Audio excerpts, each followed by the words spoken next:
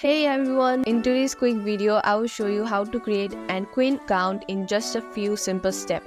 If you find this helpful, don't forget to like, subscribe and hit the bell icon for more tech tips. Let's get started. First, open the Qwen website in your browser or download the Qwen app from the App Store and launch it.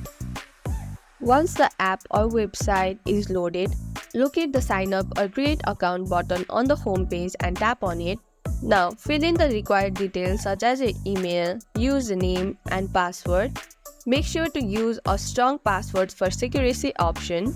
Once you have added all your information, tap on to create your account. Once your account is verified, go back to the Qwen app or website, log in with your new credentials and customize your profile as needed. And that's it. Now you know how to create an account on Qwen and start exploring. If you found this video helpful, drop a like, leave a comment and subscribe for more helpful tips and tutorials. Thanks for watching and happy browsing.